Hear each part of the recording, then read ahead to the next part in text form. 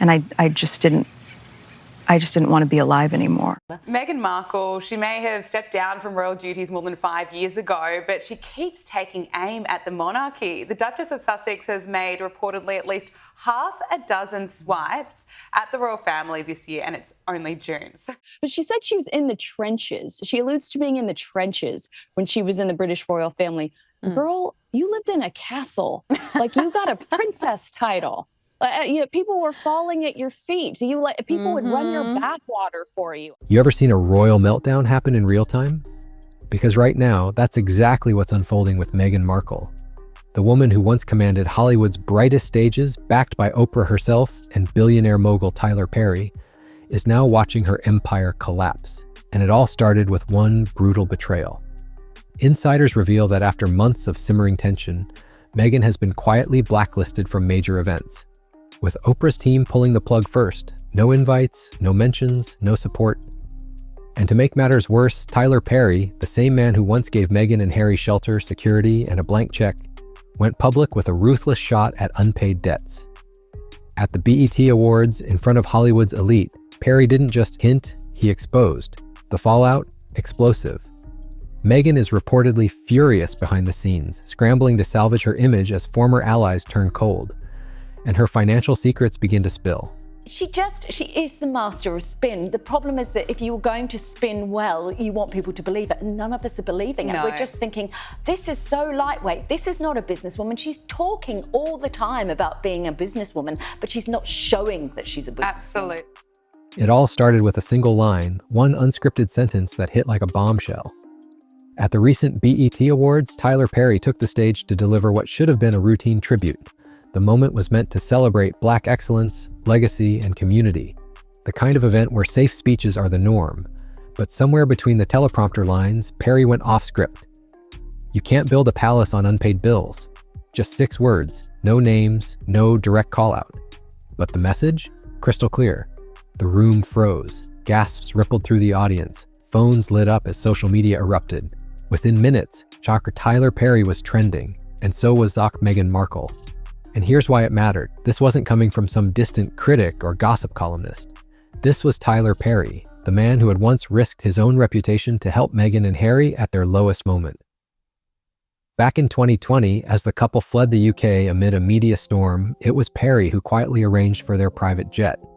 It was Perry who opened the doors to his $18 million Beverly Hills mansion. And it was Perry who paid for the couple's private security when the palace withdrew official protection. He wasn't just an industry acquaintance, he was a close ally, one of their few true defenders in Hollywood's inner circles. That's what made this moment so powerful and so public. Perry's simple line wasn't just a casual observation, it was a calculated shot across the bow, broadcast to the entire entertainment industry. The message was clear. Perry was done being used, done staying silent, done carrying debts that were never repaid, not financially, not personally, and certainly not in loyalty. And Hollywood took notice, because if Tyler Perry, a billionaire filmmaker with unmatched influence in Black Hollywood, was willing to speak out, others would soon follow. But Perry wasn't the only one sending a message that night. The trouble with Meghan is that to become relatable, you have to be authentic to start with. So she's not hitting the authentic points, so then she's not getting the relatability, and then she's not getting the likability.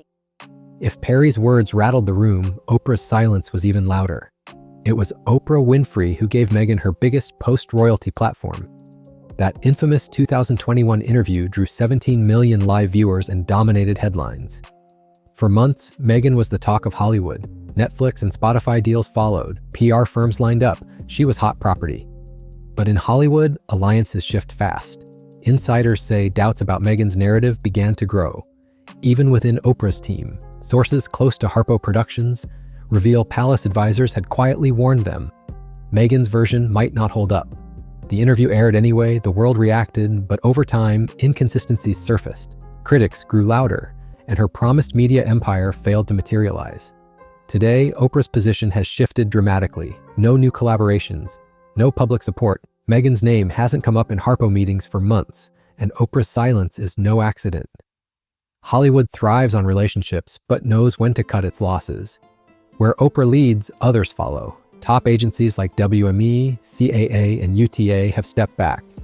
Behind closed doors, agents now call her the Markle risk factor. Too much drama, too many headlines, too many flops. The calls have dried up, the offers stalled. Even Vanity Fair's Oscar party, once a guaranteed invite, left Meghan off the list. Sources say organizers were fed up with her team's endless demands. Blackout press, guest list changes, guaranteed spotlight. Meghan still expected royal treatment, but in Hollywood, built on merit, not monarchy, patience ran thin. And with both Oprah and Perry stepping back, the signal couldn't be clearer. Meghan's brand is no longer a safe bet, but that was only the beginning. What truly accelerated her fall were the very deals meant to cement her place in Hollywood royalty. Her new company, the very first thing she said was, look, when I had the TIG, which was her previous lifestyle website, I loved cooking and I loved gardening and being a hostess, and she basically said I had to keep my light under a bushel at this time because of the royal family. Then we get her show, her Netflix show. On paper, Meghan and Harry's post-royal media empire was destined for success. Netflix had signed them to a reported $100 million deal. Spotify handed them another $20 million podcast contract. Industry insiders expected major returns, Emmy-level content, best-selling audio series, perhaps even crossover hits in books or film. For a while, the hype was undeniable, but reality didn't match the headlines. At Netflix, projects struggled from the start. Pearl, the animated series Meghan personally championed, meant to spotlight influential women in history, was abruptly canceled before airing. Budgets had ballooned, production delays piled up, and early test screenings failed to impress executives. The series was dead on arrival. Then came Live to Lead, a documentary aiming to inspire future leaders. But instead of lighting up Netflix's charts, it barely moved the needle. Critics called it well-meaning but dull, far from the prestige content Netflix had envisioned. The couple's headline docuseries, Harry and Meghan, was supposed to change the narrative, but even that failed to land the cultural punch executives wanted. Reviews were mixed. Viewers tuned in out of curiosity, but engagement quickly faded. Rolling Stone called it Goop meets Suits, with none of the charm. The buzz died within days. Spotify was even worse. The podcast archetypes launched with fanfare but fizzled fast. After just 12 episodes, the platform cut ties, and publicly at that. A senior Spotify executive even labeled the pair grifters, a rare and scathing comment from inside the corporate world. Behind the scenes, the complaints were more brutal. Insiders alleged Meghan overpromised and underdelivered, demanding creative control but failing to produce timely content. Blame was reportedly shifted to Spotify staff when things fell apart. Attempts to relaunch with confessions of a female founder flopped badly. Early focus groups slammed it as self-important and confusing. Spotify executives moved on, and so did audiences. Without strong wins from these two massive deals, Hollywood began to lose faith. And in an industry driven by momentum, that kind of doubt spreads fast. The ripple effects weren't limited to streaming platforms. They quickly hit the Hollywood social scene, where access and relevance matter more than any title. Just 2 years ago, Meghan was a fixture at high-profile events, Vanity Fair's Oscar party, the Met Gala, Netflix premieres. Invitations flowed freely. Now, the red carpets are rolling up. Sources say event organizers have grown tired of Meghan's team's endless demands. From blackout press coverage to guaranteed spotlight moments, Hollywood favors stars who deliver, not those surrounded by drama. Even Netflix, once her biggest backer, has quietly distanced itself. Budgets on her projects were cut, creative control revoked. One exec told Deadline, "We expected the crown. We got a lifestyle blog." Without momentum or the support of allies like Oprah and Perry, Meghan's Hollywood star power has dimmed fast. But while the PR fallout was visible, even bigger trouble was building behind the scenes. As the media spotlight faded and the streaming deals unraveled, another problem was quietly coming into focus: the money, or rather, the lack of it. For an industry built on appearances, Meghan and Harry had done a masterful job presenting themselves as a thriving post-royal brand.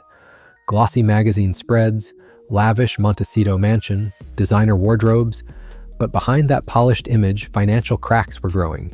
It started with reports from financial watchdogs and nonprofit analysts.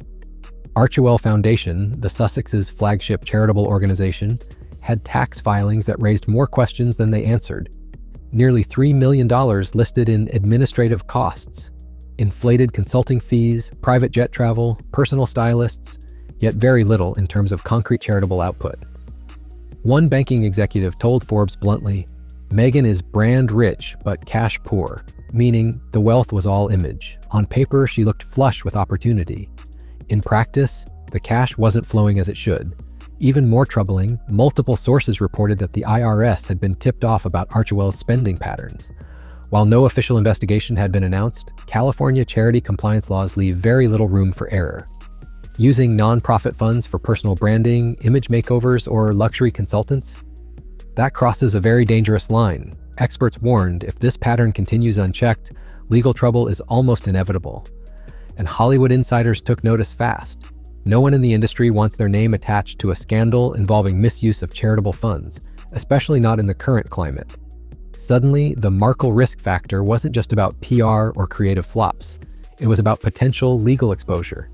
And that made even Meghan's most loyal backers nervous. The financial red flags weren't happening in a vacuum.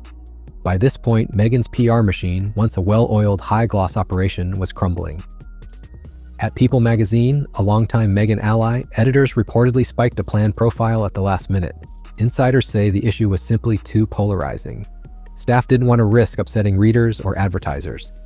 That's a staggering shift, considering how friendly People had been just a year or two earlier. Within Meghan's own team, the mood was no better. Morale had tanked. Senior staff quietly resigned. Turnover soared. Crisis meetings replaced creative planning sessions. One former publicist described it bluntly. There's no strategy anymore. It's all damage control. Even Harry, once the ultimate PR shield, was losing his effectiveness. The couple's every public appearance, every handhold, every glance, was dissected online for signs of strain. What once charmed audiences now fed endless speculation. And at Netflix, the last major studio still in business with the Sussexes, the tone had shifted completely. Budgets on pending projects were cut. Meghan's creative input was minimized. One insider told Deadline, "It's no longer about prestige content, it's about protecting the brand and limiting the fallout." The writing was on the wall. And with each passing month, fewer Hollywood insiders were willing to bet on a Meghan Markle comeback. While the PR crisis deepened, a more serious threat was quietly building behind the scenes. One with potential legal consequences. Sources inside the banking world began leaking troubling details. Major institutions, including Wells Fargo and First Republic, had reportedly flagged suspicious activity linked to Meghan's business and foundation accounts. Internal reviews highlighted large, unexplained payouts, consultants being paid ahead of salaried staff, rushed filings timed to avoid public scrutiny, delayed reimbursements tied to media blowback. What alarmed financial analysts wasn't just the size of the transactions, it was the pattern. The flow of funds appeared erratic, often coinciding with negative press cycles. One former Archewell contractor described it like this: "The worse the headlines got, the harder it was to get paid. It was like the internal panic reached the accounting department." California's charity compliance laws are notoriously strict. The state has zero tolerance for blurred lines between nonprofit and personal spending, especially when luxury services like stylists, PR consultants, or private jets appear on the books. Nonprofit attorneys reviewing the public filings have already started using dangerous language, terms like self-dealing and private benefit. If those accusations stick, the penalties could be severe: personal liability, fines, even potential criminal exposure under California statutes. In a town where public perception means everything, even the whisper of legal trouble can be career-ending. And for Meghan, those whispers were now growing louder by the day. Hollywood may be built on image, but beneath that, it runs on ruthless calculation. And the calculation around Meghan Markle has changed dramatically. 2 years ago, top executives viewed her as an asset, a bridge between royalty and Hollywood, a fresh face with global appeal. But that optimism is long gone. Studios that once clamored for meetings now refuse calls. Brand partnerships that once seemed inevitable have vanished. Even Netflix, her biggest backer, has quietly scaled back involvement, slashing budgets and pulling creative control. An agent at one top firm put it bluntly: "The risk outweighs the reward. There's no upside anymore, only fallout." PR firms that once pitched comeback strategies have pivoted to pure damage control. Agencies that chased her are steering clear, and the legal clouds gathering around Archewell have only deepened industry hesitation. For Hollywood, it's one thing for an actor to fade from relevance. It's another to get caught in a financial scandal tied to a high-profile charity. That's a risk no investor or studio will take. Inside Meghan's own camp, morale is at an all-time low. Senior advisors are leaving. Insiders say the couple's Netflix deal may be their final shot, and even that now looks shaky. Without trusted allies like Oprah or Perry, without agency champions or studio partners willing to gamble on a comeback, Meghan's brand has become Hollywood's biggest cautionary tale. In an industry that thrives on momentum, her name, once everywhere, is quietly fading from the conversation. And without credibility, in this town, that's the end of the story. In the end, it's a Hollywood story as old as time, a meteoric rise followed by an equally fast fall. Meghan Markle built her brand by breaking away from the royal family, by positioning herself as an independent voice, a modern duchess with global influence. For a while, the formula worked. The deals poured in, the headlines followed, the invitations arrived. But in the process, she may have broken the one thing she couldn't afford to lose: credibility. In Hollywood, trust isn't optional, it's everything. Once you lose that, no amount of fame, fortune, or titles can save you. Not even royal ones. And today, Meghan's trust account in this town is empty. No palace left to blame, no Oprah to reset the narrative, no Tyler Perry to smooth things over behind the scenes. The spotlight that once crowned her now burns cold. And in an industry that feeds on the next big thing, there's little room for redemption when your name becomes a cautionary tale. Because in Hollywood, once credibility is gone, so is everything.